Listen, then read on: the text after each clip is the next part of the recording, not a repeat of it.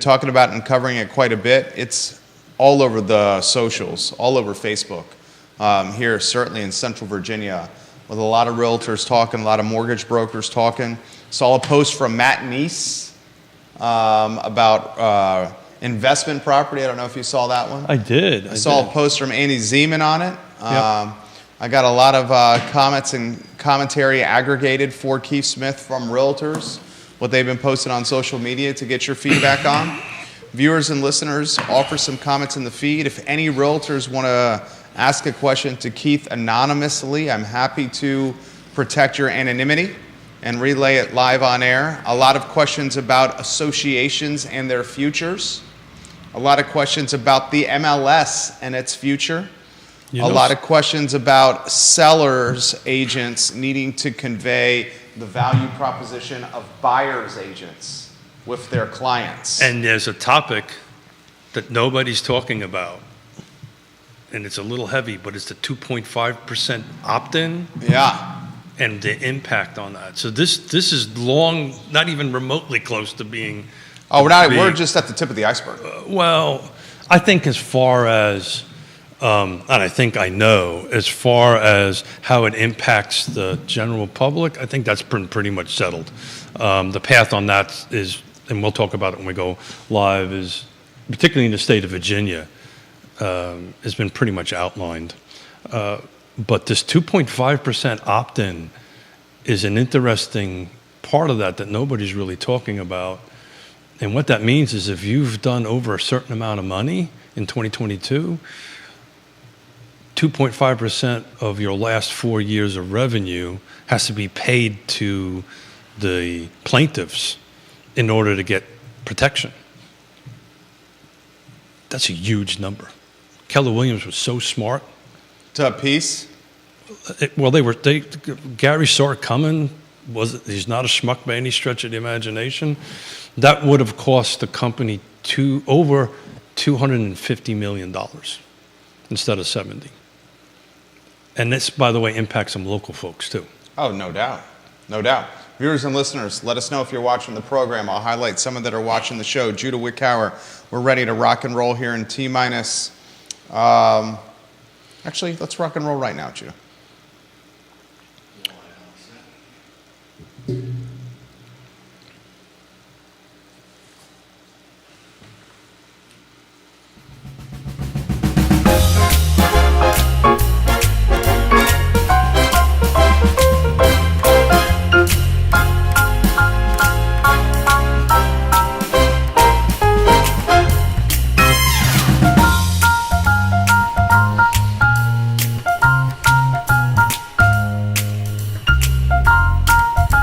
Good Wednesday morning, guys. My name is Jerry Miller, and this is Real Talk with Keith Smith. Thank you kindly for joining us. A show presented by Yes Realty Partners, a show starring Keith Smith, a show that has quite a bit of fodder for the content cycle. This show has become the source for real estate in a market we call Central Virginia, 300,000 people strong.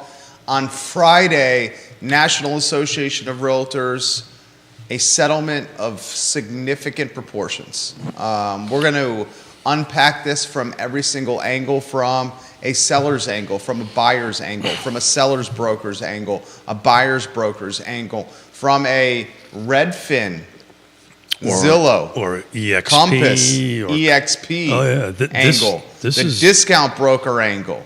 A lot we're going to cover on today's program, including what it means for the future of the MLS, what it means for the future of associations like the National Association of Realtors, the Virginia Association of Realtors, and the Charlottesville Area Association of Realtors. Judah Wickower is the director and producer. If we can go to the studio camera and welcome the star of today's talk show, Keith Smith. Do I have a star on? No star on. You have a pin. What's that? The American flag and the U.S. Marine Corps pin. Amen. First of all, great to see you. I missed you. Great to see you. I missed you. I don't like these long spans between our little conversations. It was a week. Yeah, in front of, that's right, it was a week ago today. Yeah. In these long spans of having conversations with you and me and a couple of microphones and a few cameras and a bunch of folks. You got a bunch of your colleagues watching you here. I knew great. you would. Great. Yeah. And so, look, They're listening. we don't talk too much about, I don't talk too much about this, but I am actually a man of faith. And I put a lot of prayer and thought over the weekend on how to approach today. Okay. You know, instinctively, and my thing would be, I want to start off, well, I told you so, right? But I won't do that. Thank God I won't do that. I think you just did. But look, if you in the space and didn't anticipate this coming, you know, you're really watching the tea leaves and all that stuff. So what happened? What really happened? What was the big takeaway from Friday? What was the 3 or 4 big takeaways? So let's start off with that. The first thing is, we've been talking about this forever here, there will be a decoupling. We've talked about not if, but when. Well, we know when the when is. The when is in July. So in July, there's going to be a decoupling. So let's define that real quickly. That means that in the MLS, listing agents will not be able to put in any way, shape, or form buyer agent compensation. That will assuming this all passes the judge and DOJ, and that's a huge question mark, right? This has to get approved yet. But assuming as what the 150-page settlement I read and reread a couple of times over, this happens, there will be a decoupling. So that means nowhere in the MLS. So the first couple of things is the big one was now there's a national requirement, Right. for a buyer-broker agreement. That doesn't really impact us much here in Virginia. We've been having that for 10 years. That is an actual requirement. You are supposed to have a buyer-broker agreement with the buyer before you put a key in the first door. Was it being done? I probably think we would have not have had a lawsuit if that was Okay. being done. You know, it's the short answer to that is probably not. Okay. So that's number one. Number two is that we cannot include the compensation in the MLS. That's number two. We can negotiate buyer-broker agreements or buyer-broker compensation off MLS. So that means the contract. When we've been talking about this, it's going to be in the contract. And then the last thing that, you know, is really, we kicked off the show a little bit, at least I tried to a little bit, is what does this 0.25% opt-in really mean? And there's about 100 brokerages in the country that are not included in this settlement. And these are big names. You know, there's some local names, but the big ones are Compass, Yeah. EXP. Yeah. Our friends at Howard Hanna Oh, yeah. are excluded from And explain that. Unpack it very simply for the viewers and listeners. So what that means, let me double check the number because I want to make sure I get this information out correctly. That if in 2022, if your total sales volume, I'm talking about a brokerage now, exceeded $2 billion, Okay. which is not very difficult to get to, by the way, right? That's about 5,000 to 6,000 transactions. You know, something that is more regional, have multiple offices, or national, that's an easy number to hit. Anything, if the brokerage has made over $2 billion in 2022, in order to opt in order to buy into the protection, you have to pay 2.5% of your total volume of sales over the last 4 years. So we're talking millions upon millions upon millions of dollars. Some cases, hundreds. That's exactly right. There is an option buried within this settlement that if you happen to be one of these brokerages, you can mediate. So what does that mean? What that means is you just got to take a look at Keller Williams and what they did. They set the model for this. Gary Keller said it. So what'll happen if you're one of these brokerages that trick over this $2 billion, right? And we have local firms that do this, by the way. They're going to have to mediate with the plaintiff's attorneys on some dollar amount. That means they're going to have to open their books, find out how much cash they got, how much liquid assets that they have, and negotiate some sort of dollar amount that they will accept. Then they will get the protection. Now, here's an important thing. Every real estate agent is now protected. But the brokerages that make over $2 billion in 2022 are not. So, this is just the beginning of this. And I've been, probably shouldn't say this publicly, but I've never shied away from this. I think NAR okey-doked a lot of people. How so? Can you imagine if you were a local brokerage that had multiple branches in different states that exceeded that amount of money? What are you going to do now, Coach? NAR's not protecting you. You are not protected by... You're forking out some money. You're forking out some money. So what are some of those brokerages? I just would suggest somebody to do a simple Google search and figure it out. I don't want to kind of cross that line and call out particular names. Okay. But that's a real thing. So that's at the brokerage level. So how is this going to impact the average seller and buyer, right? I got a lot of questions for you. Keep going. You're on point. So I can try to answer each question directly. No. Keep going. You're monologuing. Right. So the reality, I thought that was supposed to be funny. The reality of it is, when this decoupling happens, a couple of things are going to happen in the industry, which I frankly think should have happened a long time ago. There's going to be a very crystal clear transparency. People are going to know who's on first and who's on second. And more importantly, we talked about this back in September, and I think you kind of poo-pooed it a little bit. But there is going to be an absolute requirement for communication. And I'm not just talking, there's communication between you and your buyer, you and your seller, but there's going to have to be communication between the buyer's agent and the seller's agent. And why is that? We're at this decoupling. Jerry's a real estate agent on the other side. He's listing a house. I got a buyer. I got a buyer's agent. I've signed my buyer broker agreement. That's all done. Everybody knows who's on first and who's on second and how this is going to go. The very first thing I'm going to have to do before I show your house is pick up the phone and call Jerry. It's okay, Jerry. 1, tell me about your seller, and 2, by the way, is your seller offering any buyer broker compensation? That's negotiations. It's allowed in the settlement as long as it's not in the MLS, and we're not talking about this publicly. That's that. Now, the answer is either going to be yes or it's going to be no, right? And then I convey back to my client, okay, my buyer broker fee that we've negotiated is now covered by the seller. Let's go. So that's basically... Page is blowing up. That's basically how that's going to work from the buyer side. Now, there's a lot of questions about, if the seller's not paying it, who's going to pay it and how it's going to work, and we'll pick that apart a little bit later. I actually think this impacts the seller side more than the buyer side. Explain why. Because now the seller is going to have this transparent conversation with his listing agent about what it's going to offer. Yeah. I mean, this is and the reality of it is, let's just call it like it is, because this is not coming from my mouth. This is coming from a bunch of CEOs I spoke to over the weekend. If you've got 2 similar homes that are exactly the same, and I've got my buyer broker agreement done, right? And you're the buyer, and you've got a house at $1 that includes the buyer broker fee and one that doesn't, which one are you going to go to? Of course.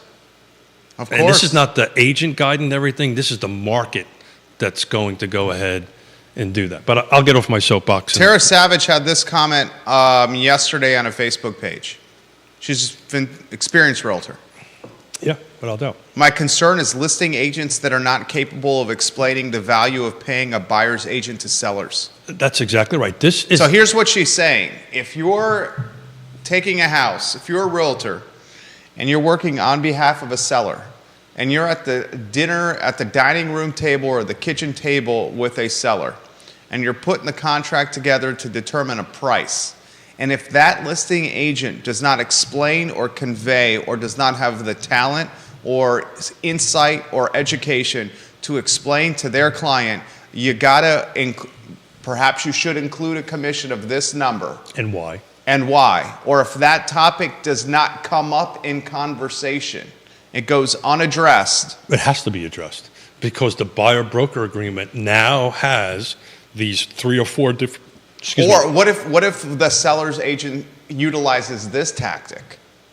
Well, they're required to sign a... You work with me, we don't include compensation for the buyer's broker. Well, and save you some money. well, that's now a required box to I- check. right. In the list. Saying we listing will agreement. offer zero. So the question becomes, okay, that's totally the seller's right to do that. Their prerogative.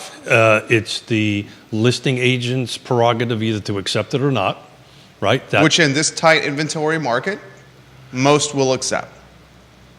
In fact, all will. But then how are you going to have the conversation about, well, nobody's showing the house because the buyer's there's no compensation. I'm going to bet you a bottle of bourbon because Okay. I've been tracking day over day buyer broker percentages. First and foremost, this whole lawsuit was never about commissions. Never about It commissions. was about transparency. It was about transparency, and it was really about the dismantling of NAR. Yeah.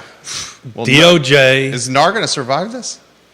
At one point in this show, I predicted 30% by the end of this year. I think it'd be closer to 60. Drop in membership at NAR. Absolutely. Yeah. Look, Why join NAR anymore? well, I see. I'll take it a step further. I come at this from a very different What perspective. are the future of any associations? Well, we've been talking about that for a long time. I mean, right? this expedites it. We've been talking about that for a long time. But let me back up for a second. I've been doing this for 35 years. I've never been more excited about real estate than I am right now. Because in order for me to sit next to a buyer or a seller, you've got to have the skills to be able to communicate, back to that word communicate, your value proposition, the market situation as it is at the moment, and what the reality of where we're going forward. You're going to have to negotiate that. Here's another prediction. I will bet you between now and July, you're going to see in the contracts, just like commercial, that they're going to actually have to put in what the buyer's agent's getting paid and what the selling agent's going to get paid, which will only complete the transparency, right? It's there. It's transparent. It's what everybody is getting paid. The other thing is, I'll bet you listing agents are going to say, look, I want to see a buyer-broker agreement. That's going to happen. Comments coming in. Fast and Furious. I had a lot of coffee this morning. We'll go to a guy who I have tremendous respect for in Deep Throat. Really interesting to hear Keith's insider real-world take on this big story. I will say that I have gotten tremendous value out of buyers, brokers in my life of real estate transactions.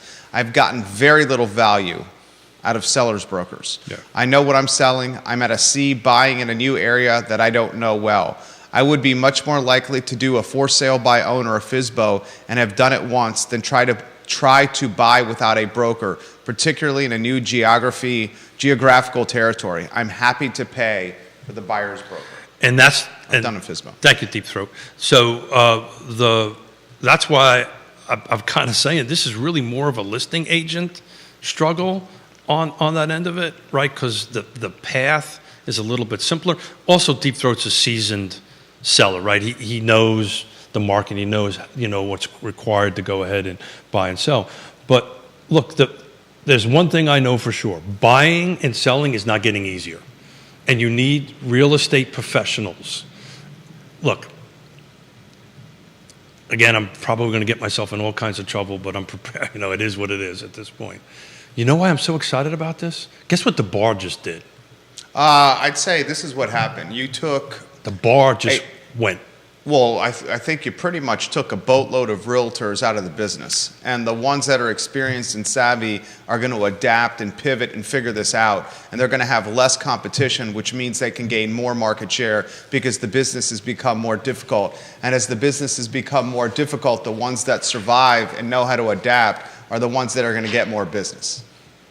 So Is that fair? yeah, that's fair. And the back to the point to thinking that this is about the 6%. It never was. Jude, if you don't mind putting slide number 1 up for me, please. I emailed it to you. I'm Yeah, sorry. he emailed them to you. I apologize. I should have told you that. Well, I'll let him find them while I. I'm not seeing them. Oh, okay. Maybe I didn't email Maybe them. you emailed them to me. I thought I put Judah in there, but we will double check that. So, since He sent them to Justin I sent them to the wrong, which you, okay, I'll forward them. Justin at Chip Engineering's got your slides over there, There you go. along with me. It's funny. I'll send them to Judah. Here they come to you, Judah. I've got a meeting with Mr. Justin, Justin at Chip Engineering. That's cool. Yeah. He's appreciating the slides right now. He's appreciating the slides. Judah, and they're now in your inbox. I have a standing meeting with him at 12:30. That's why. Thank you. So when Judah gets that to pull it up, we're looking at year-over-year buyer broker compensation offered in the car footprint from 2019 to current year-to-date 2004. And you'll see the high point was in 2021, where it was 2.9%. So we were just shy of 3%. We're now currently at 2.86%. My point is we've averaged out. We've never really ever averaged out at 6% across the board. There has been a downward pressure on commission percentages for quite some time. It will continue. But what's going up since then? Prices. So even though commissions have gone down, the transactions, the amounts have gone up. So basically you're saying 6 of one and half a dozen of the other. And that's what you're saying, right? And this is when, I've been saying this is when the pros show up. The pros are going to show up. I got some very tough questions for you coming up. Sure. No, keep going. This is when the pros show up. I got to go.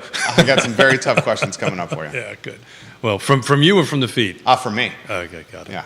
So this is when the pros show up, right? I used this analogy the other day. Those of us that focused on clients and relationships will do well. Those of us that focused on transactions and customers probably are not going to see the other side of this. I will get to the questions on the feed. I want to make sure I get mine out first. National Association of Realtors, one of the most powerful lobbying groups in America. Is it any longer? What is its future? Here's a more direct question. Will Keith and Jonas Smith and Yes Realty Partners be members of National Association of Realtors? I've got until October or November to make that decision, right? Look, you and I have been talking about this privately, publicly for a very long time. I've learned one thing in my 60-something years on this earth. Sometimes it's best just to sit back and watch, right?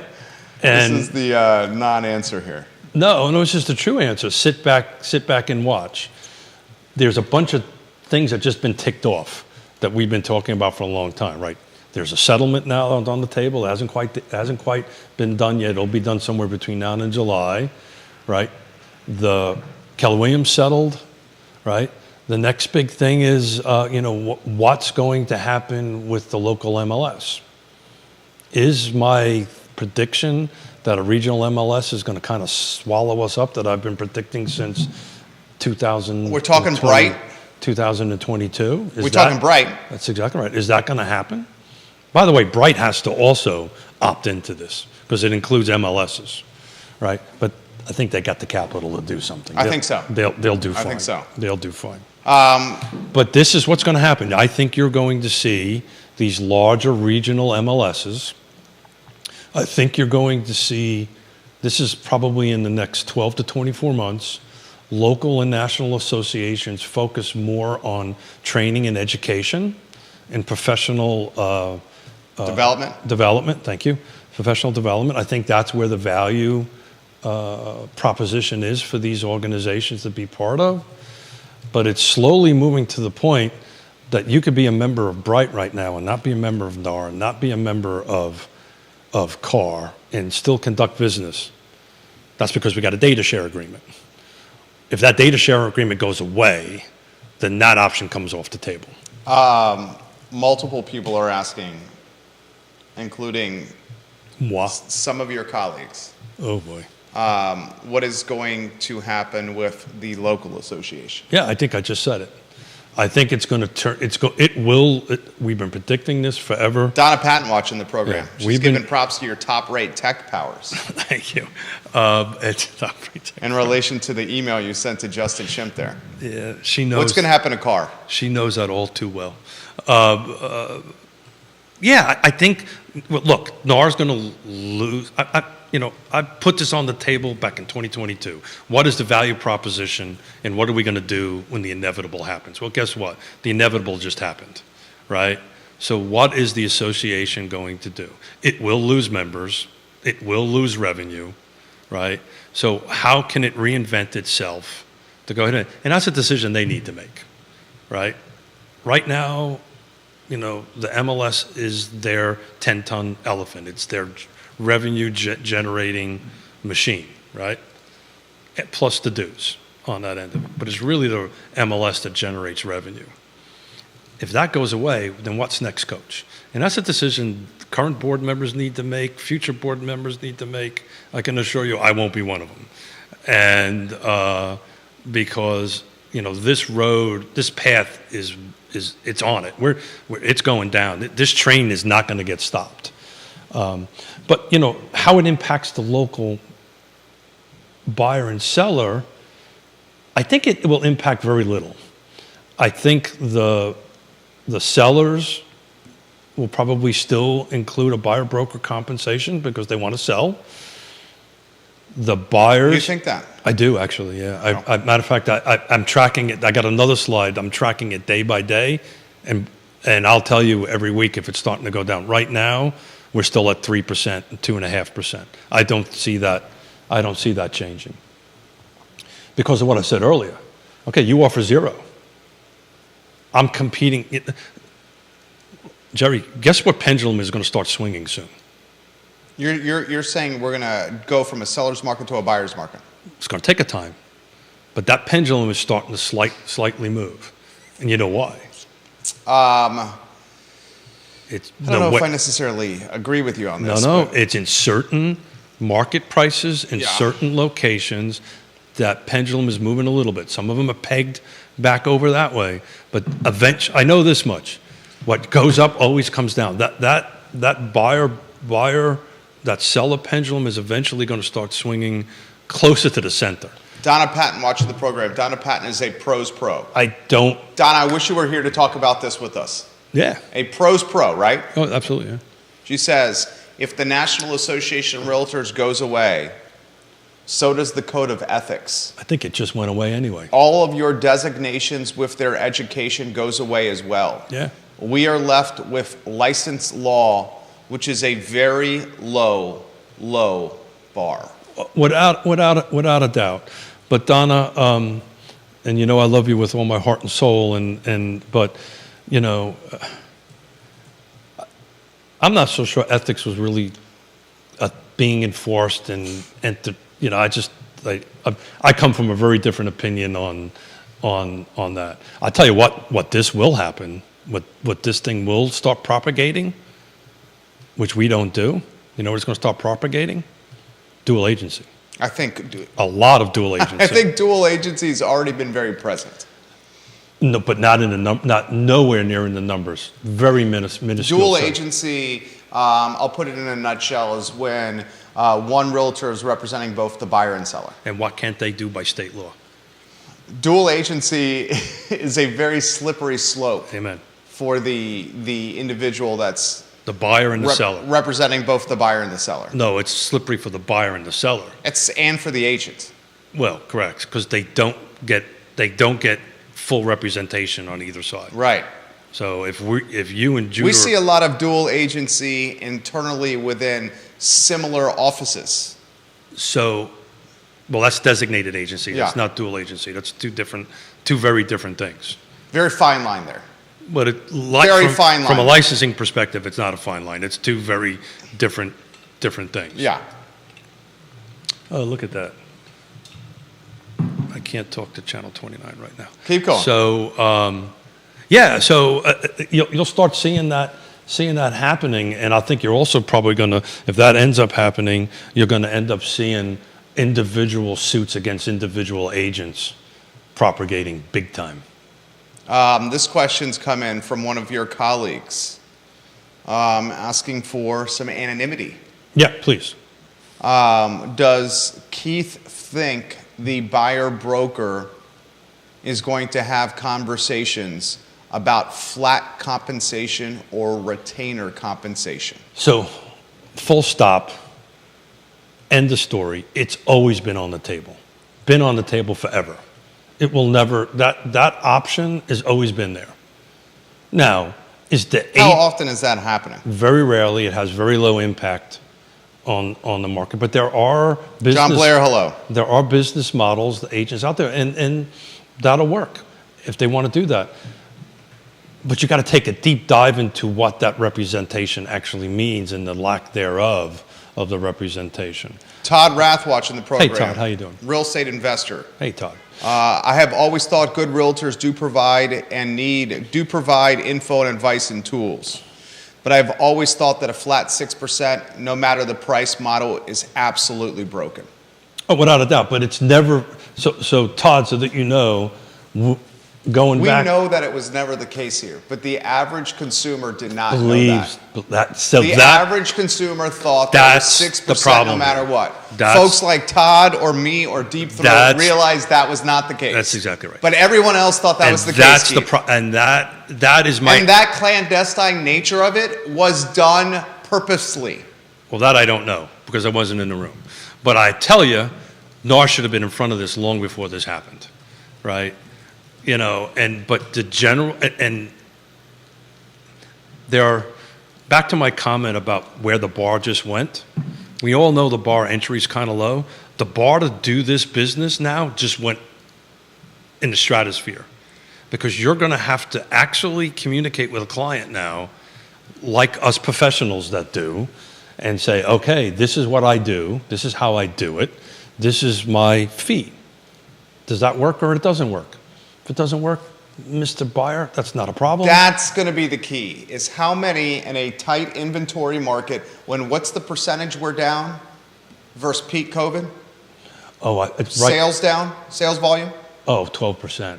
We more than peak that. COVID you're talking about? Way more than that. No. Are you talking, I don't have that. Go slide. year over year, what are we down? Yeah, but I'm on percentages. I don't Okay. have volume here. We're way down. Inventory Yeah. so extremely down. Prices up, inventory's down. The agent that says, this is my commission, this is what I charge, and if someone balks and says, I'm not going to pay that, I think what's going to happen is many are going to be desperate and they're going to say, all right, I'll do it your way, and then that's when that becomes the price. But they're only going to be able to do that for so long because they're not going to be able to stay in business, right? And that's the other thing. Most people don't realize real estate agents are independent contractors, independent businesses. You know, those of us who know how to run a business will do very well. Those who do not. So if you don't have enough working capital to stretch past this little bit of this hiccup that's coming up, this is going to impact you, right? You know, but at the end of the day, there will be agents that do that. And you know what? I'll get the 2 phone calls I got this weekend who was working with another agent that did that and said, Keith, can you come help us? This thing is going sideways. And then my answer was, sorry, can't help you. You're under a buyer-broker agreement. Good luck. This is from Carly Wagner, a realtor and engineer. Come July, that won't be a metric we'll be able to track. The MLS will not be allowed to even contain a field for buyer-agent commission, assuming the settlement is enacted as currently written. And it will. So, Carly, what I'm doing is I'm tracking day over day up into that date to see where the buyer-broker commission lands the day before this happens. So I'll be sharing that with everybody. That's slide number 2, Judah, on that. I've been tracking it since 15th of March in the full car. Thank you. In the full car footprint. So I'm going to do this every week and share it on Fridays with everybody and say, okay, where did the last week's buyer broker compensation? How does this Deep Throat? I'll get to your comments here. This is from one of your colleagues. God, you got realtors watching you right now here. How does this impact the discount brokers who are already doing a discount model? It's not. You know, what they'll have to do. Who are some of the discount brokers? Yeah, I really wouldn't. Local. There's a boatload of them. Yeah, local brokerages. I kind of want to stay away from naming. Okay. Naming. But they're discount brokers that are national. Yeah, and I just don't know them off the top of my head, to be honest with you. There's up until this point, they've been so limited. can't think of it off the top of my head. I'm being honest. I just can't. But back to the Carly Wagner's comment is I will be keeping a track on this because I want to bet you a bottle of bourbon. I think we'll probably be somewhere around 2% as the norm. 2% on the buyer broker side. And on the list? On the list, I don't think that's gonna. I think you're going to see between a 4 and a 5% settle out on this. You can't, if you're going to honestly do a listing just between photography, et cetera, it's hard to do that under 2%. This comment has come in. With the margin shrinking, expect agents to be doing more, including serving as their own photographers. Yeah, well, that's a bad move. Always hire a pro to do a pro's job. Right? Always hire a pro to do a pro's job. This comment has come in from Deep Throat. Does Keith have a theory about why Berkshire did not join the settlement? Yeah, not a theory. I've actually read their writings on it. They believe they can win. They also have the most to lose. Because Berkshire, Deep Throat, is the only one that has the cash to actually pay the 0.25%. They are the only of the 100 brokerages plus that have been excluded from this. They're the only one that has the actual cash to pay. They're gonna go all the way to the mat on this one, or settle, or end up with a negotiated settlement. Carly Wagner respectfully disagrees with Donna. She says, I respectfully disagree that the National Association of Realtors going away means ethics are gone. Other industries do not operate as such. There will still be DPOR and all the legal requirements for brokers and agents. DPOR and the state real estate board is the actual authority when it comes to client grievances with agents, brokers. NAR was only the rules of the road agent disputes for the most part. Further, the code of ethics for most other industries is not enforced through a mandatory paid membership. That's a great comment there. So in engineering, for example, our licenses are also through DPOR. Sure. For engineering, there's a far more professional liability, and Sure. DPOR requires you to agree to a code of ethics for licensing. There are a slew of elective associations such as American Society of Civil Engineers. They too have codes of ethics, but employment and access to resources engineers need to do their jobs are not held hostage by any of these associations. Membership in these associations are far lower than in NAR, and is not the reason why engineers are generally considered by most of the population as one of the most ethical professions. So let me paint that picture a different way. And again, my love for Donna, and I get it.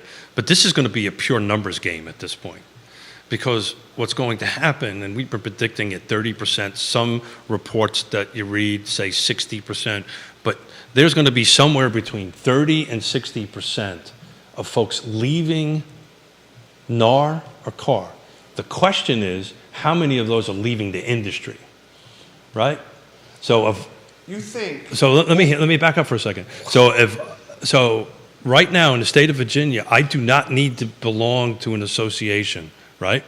I have to have a license to conduct real estate. You see this with a lot of commercial guys. Explain this. Yeah, so you just hit the nail on the head. This is going to migrate somewhat to a commercial model, which, by the way, in all commercial contracts have who's getting paid and how they're getting paid. It's very clear. It's very clear. And oh, by the way, I've done enough commercial deals in my life that the very first thing you start negotiating is how you get paid. Before pretty much anything else. That's the first thing that happens is, okay, we're going to sit down and talk about this. Does your seller offer buyer broker? To the point where both sides in a commercial deal are so akin or so used to having that discussion, it's pretty fluid. It's very fluid, very open, very transparent. Yeah. Everybody knows exactly what they're doing and who they're doing it with and so forth and so on. The real question, I think, is on the ethics question. So if we got a pool of 100, just to pick a number, of active agents and only 25 of them or 40 of them are part of NAR and the ethics, what about the rest of them? So to Carly's point, I think you're also going to see, as this migrates longer, things happening at the state level to start implementing this stuff. Don't know that for a fact, but I can see it start more tracking towards. And to Carly's point, and I think it's a good point, you're paying to be Oh a boy, I part got of. Donna texting me. I'm To in trouble. Carly's point, you are paying to be a part of the organization. How much can an organization hold you accountable if you are paying them for membership and they rely on your dues to stay afloat? That's what you say. You're paying NAR to be a part of NAR. How much are they going to hold you accountable when they need your money to stay afloat? Yeah, Especially now. it's going to be what it's going to be, right? The industry is, look. This is very good for the industry. Oh, absolutely. This is very good for the consumer. Who this is going to potentially hurt is the first-time home buyer. I disagree with that. The first time, here, I'll throw this out there. I'll You're tell the you. professional. I'll give you Keep my going. reasoning why. God, we have a lot of comments here. I've been told to be careful about talking about percentages. Talking about percentages? Yeah, How so? we'll see. We'll find out after the show. Okay. So we're going to talk about. We're going to talk about percentages. Okay. So I can ask you a question about percentages? Yeah, I'll What are you listen gonna to call them, widgets? I'm going to listen to the question and then artfully respond to it. So The first-time home buyer.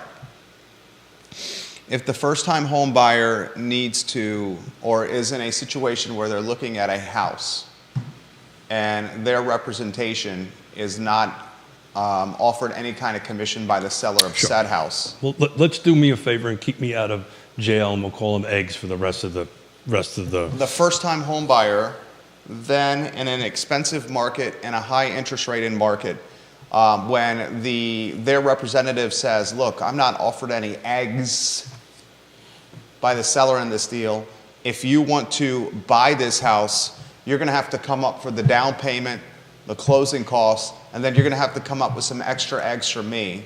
And by the way, you're not going to be able to infuse those eggs over a 30-year mortgage vehicle. I think we can call them commissions. We just can't talk about a specific number.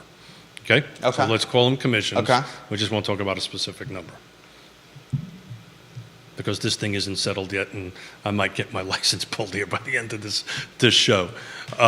So the question is, how does the first-time home buyer, If the first-time home buyer has to pay their representation as opposed to doing it through a 30-year vehicle where they're financing that we commission? brought this up before. What was my answer before on that?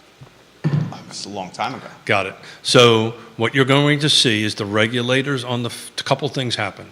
The regulators on the federal sides will say, okay, you can now include seller as a seller concession, the buyer broker compensation. That's what's going to happen. Somewhere between now and the end of this. I've got Bill Tucker coming on. Bill Tucker's big time. And another, and Katie West to talk about this. Also big time. To talk about, on the 29th, to talk about this from a real estate attorney and a closing perspective. Got other couple of real estate attorneys that we're talking with on getting on to talk about how this actually works, how this is actually going to work. By a raise of hands, anybody ever done a FSBO here before? Yeah. Where many of them. Yeah, where the buyer broker. Just did one in January. Where you were paying a buyer broker fee. Have you done that one? No. You're on the buy side. No, in January I sold, and the people buying did not have representation. There was no representation in anything at all. But on the buyer broker side, if you're doing a FSBO and you're doing that and you're rolling the compensation into the sale, it just moves along. Because guess what? That compensation ends up on the seller side of the ledger, not on the buyer's side of the ledger. Everything just moves along and we're fine. That's why I'm saying this is why communication, this is all about communication. Me communicating. So let's talk about this first-time home buyer. What price point are they going to buy? In this market, probably high threes and Forget fours. about the fact that you can't even find it. High threes, fours, early fives. Right. So that, depending on where you're shopping, what the county you're shopping in. So that seller, if he puts or she puts zero in there, and it's requirement of, and the person that is buying that is the first-time home buyer, and they put zero compensation in there, Jerry, you're trying to sell your home and move up the income ladder. Well, hang on a second. Let me get this out. You're basically saying you're going to Getting take out a to get it huge out. amount of the buyer pool because the people that can Well, afford there is no buyer pool. the people that can afford that price point aren't going to have any additional money to also. That's exactly right. Yeah, I don't buy that. And why don't you buy that? So how are you going to sell your house? Well, you got investors. That's not the biggest pool of it. You Jerry. got. I mean, there are investors. There are investors, but so you're telling me of the 3,000 of all the That's sales. one option. It's an option, but it's not the bulk of it. We were talking specifically about First-time home buyers. First-time home buyer. So if the seller is trying to sell their home and move up the ladder, right, or laterally move or move out of the area, right? We're going to today. What are the six D's of the real estate right now? Diamonds, diapers, divorce, downsizing, and death. That's the real estate market. People are buying and selling because either one of those or a combination That's of the those. first time I've heard you use that. Yeah, What are the 6 Ds? You never heard this before? No. Diamonds, Diamonds. I'm getting. divorce, No.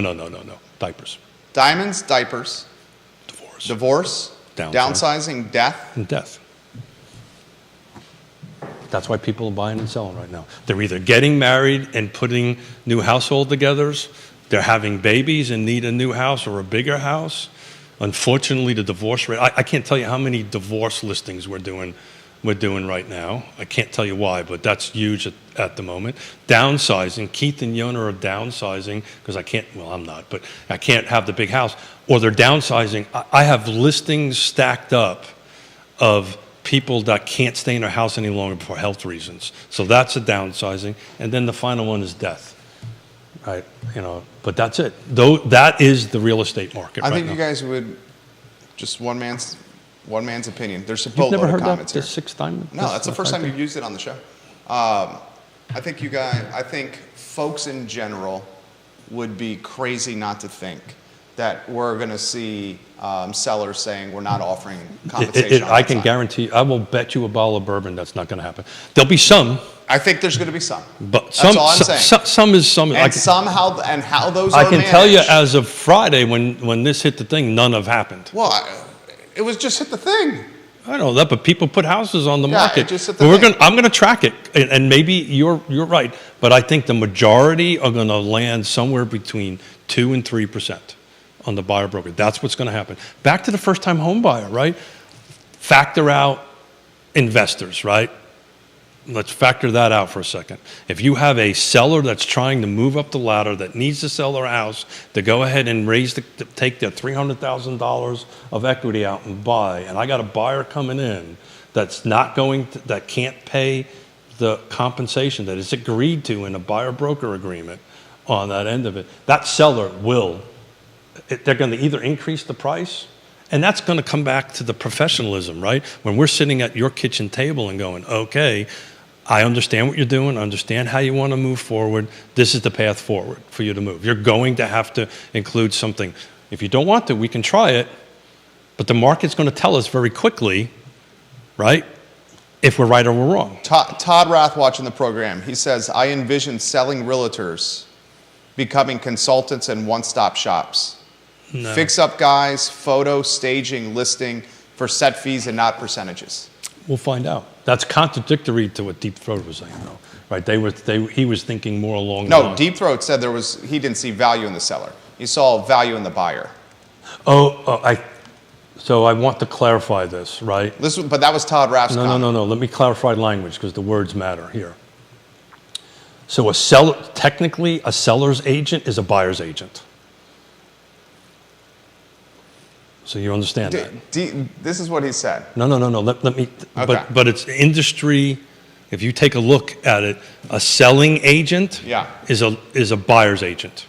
A listing agent is a listing agent. It is totally confusing. I agree 100%. But if you take a look at at the listings and so forth and so on, they define a buyer's agent as a seller's agent, and they define a listing agent as a listing agent. Okay, and this, and Deep Throat's commentary and the viewers and listeners' commentary, they're not looking at it that way. I understand that, yeah. Yeah, he says, For the agents watching it, I wanted to make sure that that's what we were talking about, because agents think sellers as buyer's agents. yeah, he's saying that he's gotten tremendous value out of buyer's brokers. Yeah, correct. Yeah. That he's gotten very little buyer out of sellers brokers. I mean, just have And he does FSBOs. Then this, Todd says, well, you heard what Todd said. Carly, but I wasn't sure if Todd was talking on the listing side or the buy side. he's talking about people that sell houses. He's Got it. talking about listing agents. Listing agent, got He's it. saying he sees listing agents becoming consultants and one-stop shops. Fix-up guys, photo staging, everything. I could see that for a set fee, where the listing agent becomes more of an advertising agency. So what is easier? You see what I mean? Look, the market's going to tell us all this, right? We're just crystal balling it right now. I'm confident that the buyer broker agent is not going to go away. There'll be far less of us, more professional, being able to communicate and being transparent with both sides. But back to the communication skill, right? This is going to require me as a buyer's agent to communicate with the listing agent. And if the listing agent doesn't communicate with me, then I got to have a conversation with my buyer's agent and go, okay, as of August 1, or whatever the last day of this is, our buyer broker agreement now says you're paying me 2 eggs, right? I can't reach the listing agent on this. I don't know if there's any buyer broker compensation in it. This is our options. What would you like to do? Understand, our agreement says this, so if we go in there and negotiate and do this, and the seller isn't paying for the buyer broker agreement, we've already agreed to this. Those are very hard conversations, Jerry, to have. And it always amazes me how real estate agents that talk about contracts and numbers have a hard time having conversations with people on how they get paid and what they do. This has always amazed me. This was a thread on Matt Neese's page. You saw the post? I did. About, If you read a little bit further down, he kind of reverses what he talked about. I thought the initial post was, Look at me. yes. Yeah. Well, good for him. Where he's talking about how many investment properties Good he for him. owns. Good for him. But then where I was most intrigued by this thread was the interaction by Michael Good for Plecker. Matt. Good for Matt. Michael Plecker and Michael Guthrie. You Yeah, read I saw that? I did, yeah. Okay. And they went back and forth. I saw that. Michael Guthrie says, I think there's going to be a great deal of pushback from buyers who will need to pay your commission if the seller does not co-op. So to say that this is going to be uncomfortable for a period of time would not be accurate. But eventually it's going to settle out. And, you know, buying a home is a difficult, just think about, I just did a showing the other day. Wife doesn't want it, husband wants it. How do you navigate that, Coach? Right? So it takes... Depends on the dynamic of the husband and wife. Well, it depends on the skills of the agent. I think that's going to go to a husband and wife dynamic, but go ahead. Well, it's a husband and wife dynamic, but ultimately my goal is try to get them someplace that they want to be, right? So I have to understand both sides. So there is a ratcheted up level of master's degree negotiation skills that you're going to need to be successful in this business. And that's it. Those who know how to negotiate their own commission, negotiate for their client, negotiate with the other side, if those who have got that skill level will do very well. This is coming from one of your colleagues. I agree with what Jerry said I'm about in trouble? you got a lot of folks watching here. Sure. About the out-of-pocket marketing costs, especially at the lower price points, being a cause for concern for some of us. 100%. But Explain what she said there. so if we're She said doing... specifically at the lower price points. Got it. So this is a bit of an academic conversation because the lower price point doesn't really exist, right? So we have to. If you're talking, we have to define. If you're talking a $500,000 deal. But is that the lower price point? Okay, let's say the lowest price point in this area is probably what, 400,000? Is that the lowest point?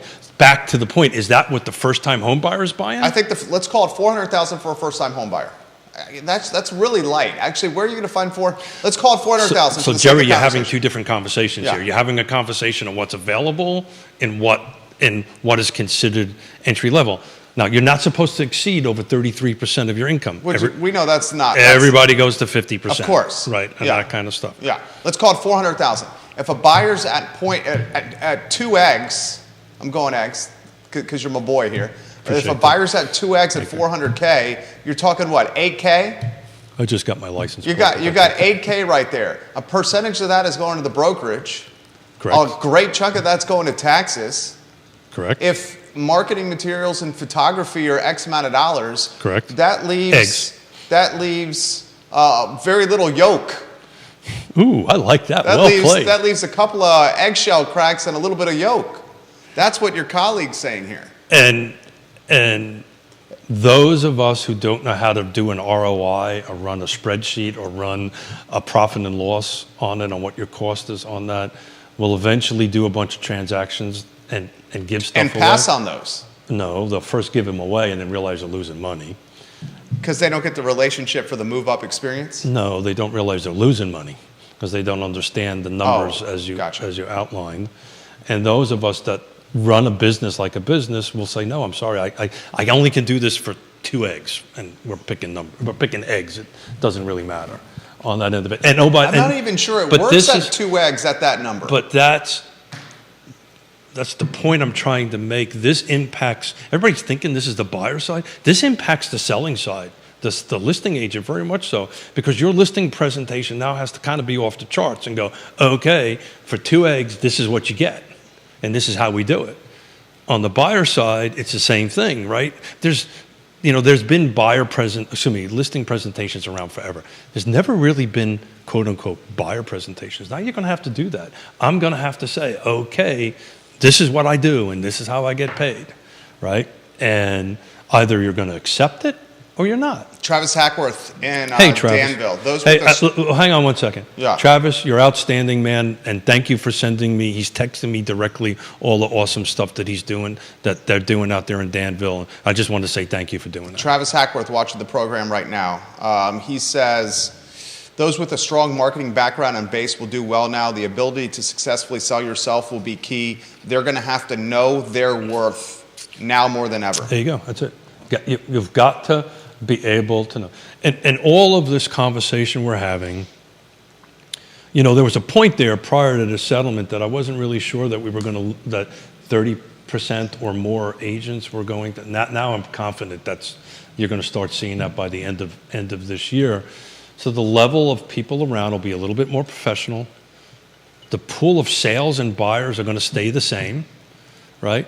Eggs might change a little bit, plus or minus, but eggs were always negotiable. This is no revolution or revelation out there. This is no thing. It was never communicated that way, right? The professionals communicated it that way, right? And said, this is what I do and this is how I get paid. Savvy buyers knew. Layman buyers and sellers did not.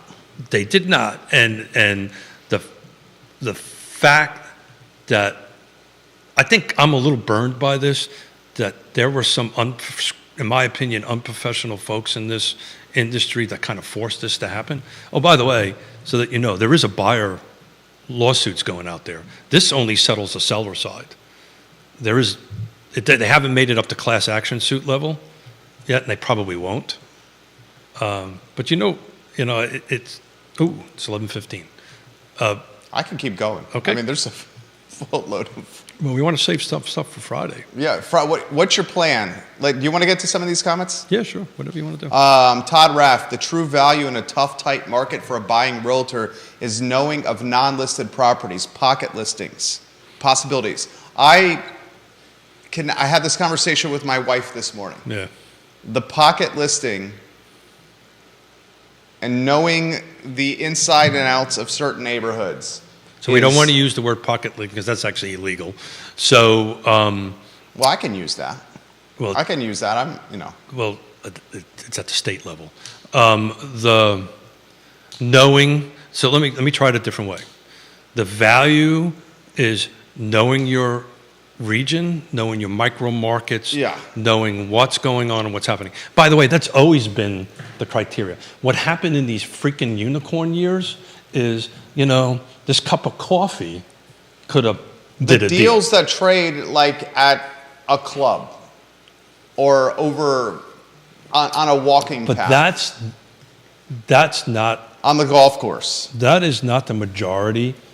That's maybe the upper end stuff, but that's not the majority of the sales, and I don't think it will be. But that's always been the job of a real estate professional. I'm not even going to call him a realtor anymore. A real estate professional is to be a freaking professional and know what's going on in your marketplace. And those who know that will do very well. Carly's really bringing the fire here. I'm not surprised. I'm going to be blunt. Well, I mean, she's also an engineer, so if you can bring the fire when you make your living. Make your living as an engineer. I work with engineers. I'm seeing 2 here in about an hour. She says to be blunt and transparent. I see ethics and rules violations by local agents all the time. Sure. I report them to CAR all the time, and it's all handled internally between the association and the violating agent broker. Consumer clients are not advised, nor do they have access to the agent broker's violation history. I've been an advocate to have the violation history be public knowledge, but the truth is no association wants this to be public because the truth is they are there to protect their agents ahead of clients. So back on the ethics thing, what's going to happen is It's from Carly. the industry, the agents, the professional agents that are left over, they're going to police themselves. That's what's going to happen. But I can't disagree with Carly at all. I've recently have done a bunch of transactions where I felt lines were crossed. I've asked the buyer and the seller if they'd be willing to make a formal complaint, and they all said no. So without the buyer and the seller, the actual client, not customer, client, I use that word very specifically, willing to step up and file, it doesn't generally have a lot of legs. This question's come in. How will this impact Zillow? Zillow's also a broker, so it's one of these brokerages that are part of this 100-something. They're going to have to mediate and figure something out. Look, Zillow Homes, which is outperforming Zillow, by the way, hugely, a realtor, are just portals. You know what that means? Tell us. All they're doing is they're marketing portals to show homes that are available. That's all they are. They're not portals by which you can do a transaction on. The follow-up to that question is, so many realtors are paying for leads through Zillow. This is going to diminish the value of those leads. I've never been a favor personally. Do you agree with that? We've never bought a lead in our life and never will.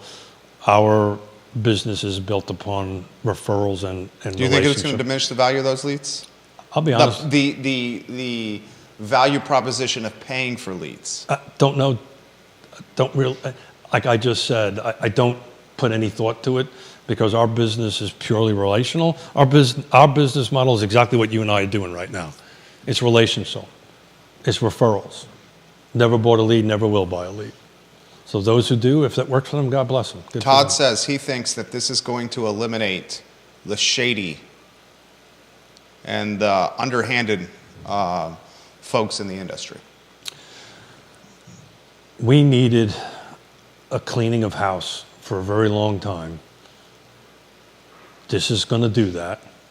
It's going to be painful probably for the next 12 to 18 months because it's going to take about that long for things to cycle out. But when we get to and I'm just going to say this and say it out loud.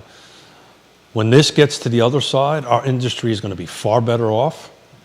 The clients are going to be far better off. The sellers are going to be far better off. And the buyers are going to be far better off. But we're going to be, we're not going to be 1.6. We're down to 1.1 million now. If we're at 400 to 500,000 agents by this time next year in NAR, I would be surprised. Maybe wrong, but we shall see. Let them know, Bill Tucker, Katie West. Yeah, so it's on the 29th. We're going to pick up, that's next Friday. That's a big time show. We're going to, yeah, because I want to have a nuts and bolts conversation about, okay, this just happened, right? We're decoupled, right? What does that look like in the actual real estate transaction perspective? What does that look like? How do we do that? And my suspicion is, because I've already had this conversation, my suspicion is you're going to hear, well, it's not going to be much different than a FSBO. Assuming it's the seller's is offering 0 eggs, right? It's going to be function just like a FSBO goes, which means I've, as the buyer's agent, got to negotiate this. And it's going to look a lot like commercial transactions where the contracts are going to be start writing in. And the question now is for the agents out there, are you going to start writing in contracts what you're going to get paid? You have to. No, you don't. No, Well, you should. Not at the moment, not until July you don't have to. Yeah. But, and that's the question I'm going to ask Bill. Okay, after July, how do I guaranteed to get paid? Forget about relationship. This is a business decision. Okay, I've got an agreement with you, right? How do I guarantee to get paid? How do I guarantee the seller's actually going to pay me or pay the brokerage? How's that going to work, Coach? The only way that's going to work is got to be in the deal. Keith Smith, Hey. fantastic show. Yeah. Ooh, 11:22. Fantastic Sorry. show.